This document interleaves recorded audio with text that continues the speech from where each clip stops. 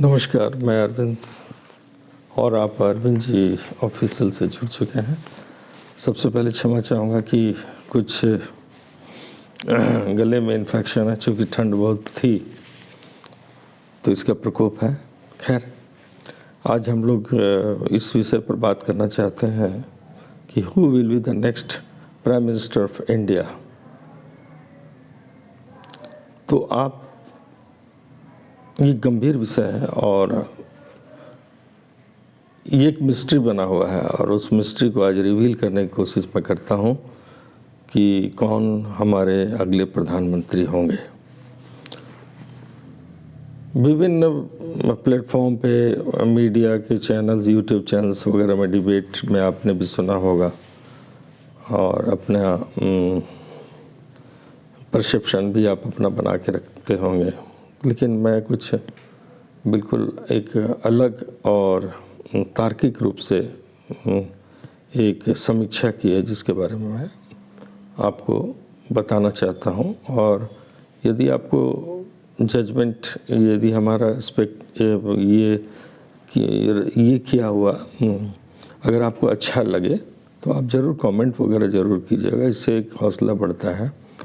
तो सबसे पहले आज हम लोग बात कर लेते हैं ये जो राजनीतिक घटना में एक ललन सिंह और नीतीश कुमार की घटना जो काफ़ी मीडिया में फुटेज लिया और विभिन्न प्रकार के कयास लगाए जा रहे थे कि हाँ क्या होगा क्या नहीं होगा, ललन सिंह विद्रोह करेंगे, लालू यादव जी के यहाँ पर तोड़ करके विधायक को जेडीयू का ले जाएंगे वगैरह वगैरह। लेकिन मुझे इस पर कुछ ज़रा भी आश्चर्य नहीं हुआ, इसलिए कि मैं न ललन सिंह से कभी मिला हूँ और नीतीश कुमार से कभी एक बार जब हमारे यहाँ जमशेदपुर में आए थे तो हम लोग मिले थे उनसे एक बार, वो भी करीब करीब 20-25 साल पहले। तो ऐसा भी नहीं है कि हम उनके बारे में जानते हैं, लेकिन उनके स्टेटमेंट और हाव भाव, इससे ऐसा साबित तो होता है कि ये दोनों काफ़ी घनिष्ठ मित्र हैं। और जहाँ तक हमने सुना है कि 30 से 37 सालों का दोनों का रिश्ता है और हर कदम पर एक दूसरे का सलाह मशवरा। मैं ये समझता हूँ कि नीतीश कुमार जी के असली सलाहकार में से नंबर 1 पे टॉप में वही आते हैं, ललन जी। तो उनका एक अध्यक्ष पद से हटना और नीतीश कुमार जी का बनना, ये सब प्लान के तहत था जहाँ तक मुझे लगता है। और लालू जी के यहाँ उनका नज़दीकियाँ बढ़ाना, ये भी एक प्लान था। और उस प्लान को मैं थोड़ा सा रिवील करना चाहता हूँ और उसमें आप, अगर आप जज करेंगे तो आप बताएंगे। चूँकि देखिए, मुंगेर लोकसभा से वो सांसद हैं और मुंगेर लोकसभा में क्या है कि वहाँ पर 2 कास्ट बहुत डोमिनेटेड कास्ट है। एक है भूमियार, जिससे कि ललन सिंह जी खुद आते हैं, और दूसरा है यादव। ये दोनों हमेशा अपोजिट वोट करते हैं। जो देखा गया है, यदि किसी प्रकार का कोई गठबंधन होता है तो अलग बातें हो जाती है, अन्यथा दोनों का वोट विपरीत दिशा में जाता है। तो इस बार जो टफ कंपटीशन ललन जी महसूस कर रहे थे, आपको याद होगा ये मटन पार्टी वगैरह दिया गया था। तो मटन पार्टी क्यों दिया जाता है? तो ये सब क्या है, ये मैं कहना नहीं चाहता, लेकिन अंडरस्टैंडिंग है ये सब चीज़। तो ये अब मैं अब बात कर रहा था कि ये डोमिनेटेड जो 2 कास्ट हैं, भूमियार और यादव, तो किसी न किसी रूप में आप ये जान लीजिए कि ललन सिंह यहाँ वहाँ पे यदि खड़े हैं तो भूमिहार एक ऐसा वर्ग है जो अपने ही लोगों को प्रमोट करते हैं, ये एकदम साफ बात है। और यादव भी वैसा ही करते हैं या कोई भी ऐसा ही करता है। ये बात केवल मैं एक विशेष जाति पे कह दूं तो वो भी ठीक नहीं है, परंतु ये ऐसा है कि वो अगर ललन बाबू यहाँ पर खड़े हैं तो बीजेपी और कांग्रेस और इससे कोई वहाँ के वोटरों को फ़र्क नहीं पड़ता, उस वर्ग के वोटरों को कोई फ़र्क नहीं पड़ता, वो ललन बाबू को ही देंगे वोट, चाहे वो किसी भी रूप में किसी भी पार्टी से जुड़े हों, लेकिन सिंपैथी उन्हीं के साथ रहेगा। तो मैं भूमियारों का 100% वोट में से एटलीस्ट मैं 90+ में मान के चलता हूँ कि उनको वो मिलना तय है। और नीतीश कुमार का एक औरा है जो कि उस इलाके में मुस्लिम भी हैं, तो मुस्लिम्स बहुत नहीं है परंतु हैं, तो मुस्लिम्स का वोट भी ललन बाबू को मिल सकता है, मिलेगा, मिल सकता नहीं मिलेगा। और छोटी मोटी जो नीतीश जी महादलित और ये जो है इस पर भी उनका भी वोट इनको ललन जी को मिलेगा। तो रह गया ललन जी अपनी जीत को पक्की करने के लिए उन्हें चाहिए था कि यादव वोट हमें चाहिए। तो उन्होंने नीतीश को, मैं आपको कह रहा हूँ कि प्लान के तहत था और नीतीश कुमार भी इन्वॉल्व थे इसमें, तो उन्होंने लालू जी परिवार से एक सिंपैथी का बढ़ाया हाथ।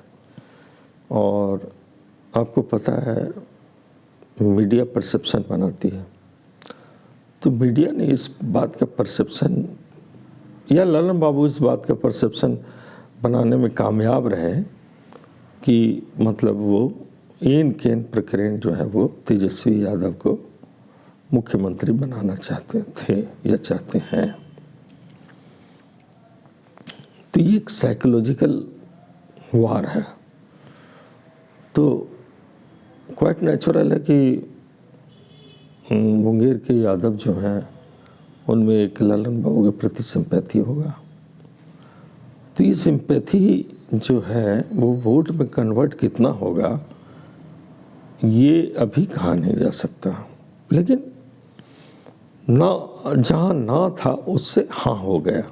यानी परसेंट की मैं बात नहीं कर रहा हूँ, लेकिन सम परसेंट एक्सीड कर गया वोट का, यादव वोट का, वो जुड़ेगा पक्का है। अब यहाँ पर एक खेल हो सकता है बीजेपी। तो बीजेपी यदि कोई यादव को वहाँ पर खड़ा कर दे तो ललन बाबू के लिए दिक्कत हो सकता है, परंतु वो काट के लिए तेजस्वी यादव जी को वहाँ उतारेंगे। तो तेजस्वी जी का जाना और ललन जी का जीत सुनिश्चित होना फिर तोहमत नहीं रहेगा। तो ये दिस वाज द प्लान, और वो प्लान में सफल रहे हैं जहाँ तक मेरा मानना है। तो ये प्राइमरी बात ये हुई। लेकिन अब हम बात करने चले हैं कि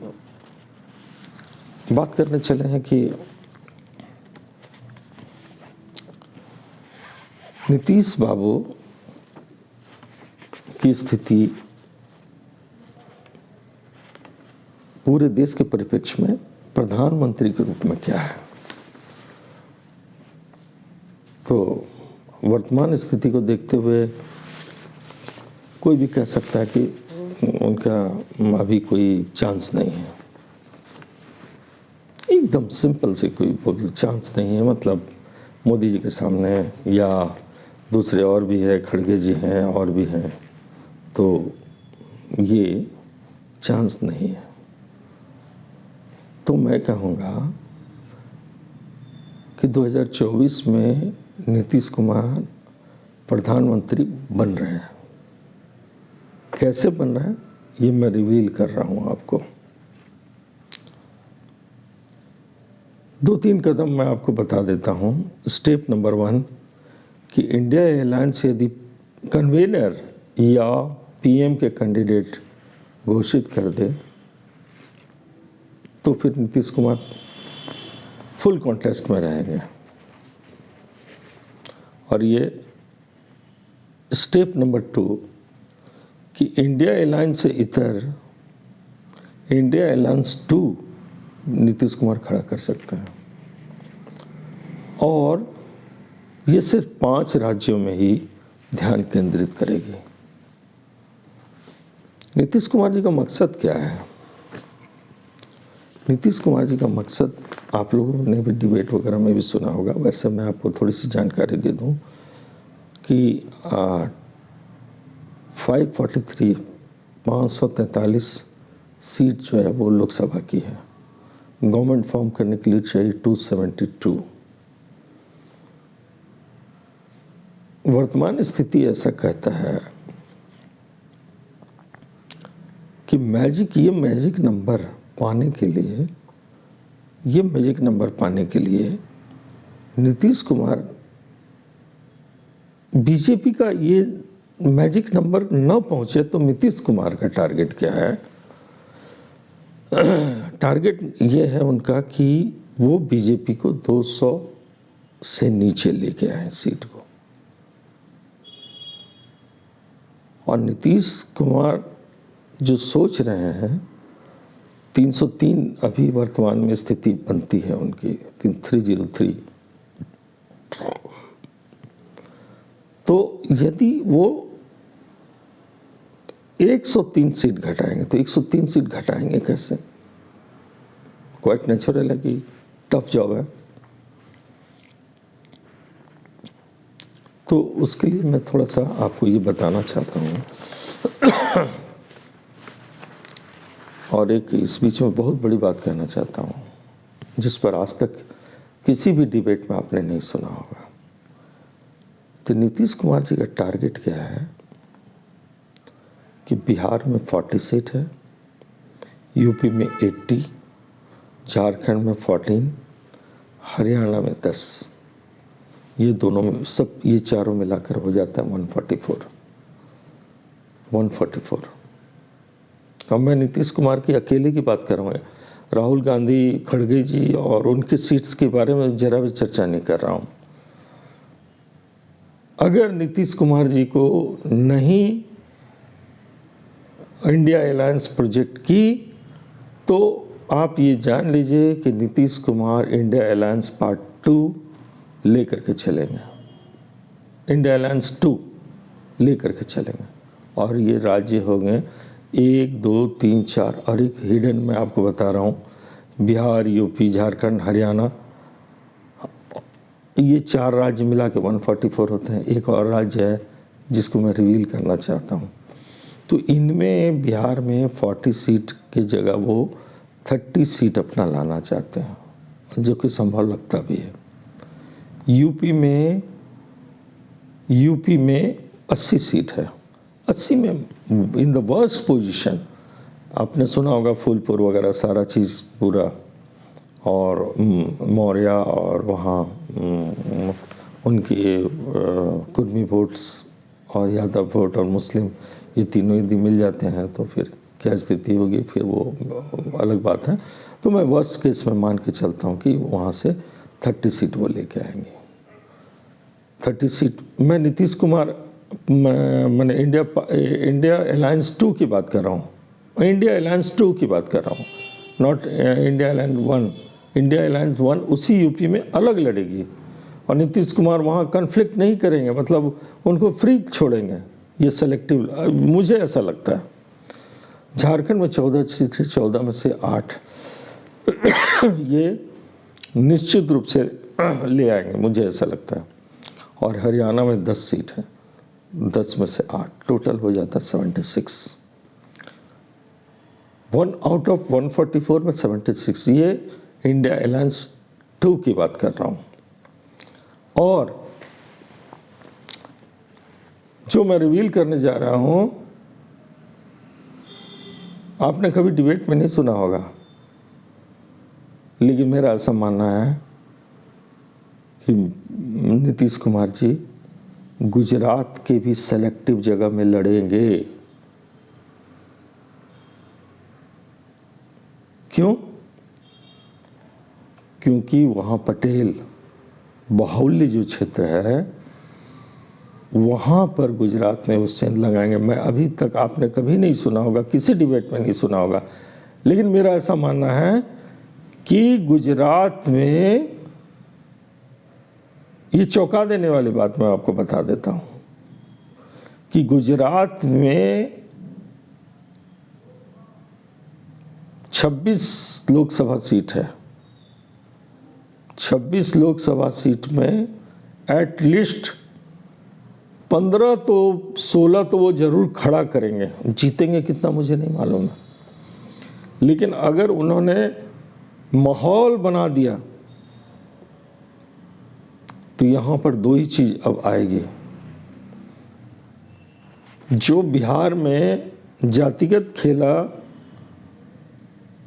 या उत्तर प्रदेश में भी जातिगत खेला जो बीजेपी करती रही है, यही नीतीश कुमार गुजरात में करेंगे। पटेल को लॉबिंग करेंगे तो वहाँ पर दो जबरदस्त लड़ाई होने वाली है। गुजराती फर्स्ट कि कास्ट फर्स्ट, कास्ट फर्स्ट कि गुजराती फर्स्ट, ये दोनों लड़ाई वहाँ होगी। और नीतीश कुमार निश्चित रूप से उनका टारगेट रहेगा, यदि गुजरात में यदि उन्होंने सेंध मारने की कोशिश की तो गुजरात की जो लॉबी है वो पूरे ऑल इंडिया में छटपटा करके उनको गुजरात देखना पड़ जाएगा। और खुदा न खास्ता यदि नीतीश कुमार ने एक अच्छा भीड़ जमा कर लिया तो इंडिया अलायंस उस दिन सरकार बना लेगी, चुनाव के पहले सरकार बना लेगी। ऑल ओवर इंडिया की मैं बात बोल रहा हूँ।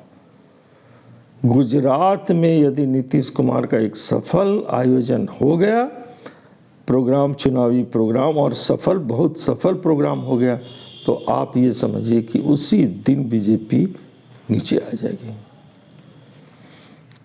तो एनीवे, तो मैं ये मान के चलता हूँ कि ऊपर के राज्यों में जो मैंने आपको 5 राज्य गिनाए, 76 को ही मैं मान करके चल रहा हूँ। अभी मैं गुजरात के एक भी सीट को मैं नहीं काउंट कर रहा हूँ। तो अगर 50% सीट यदि वो ले आती है तो 65 सीट होता है। बीजेपी 65 और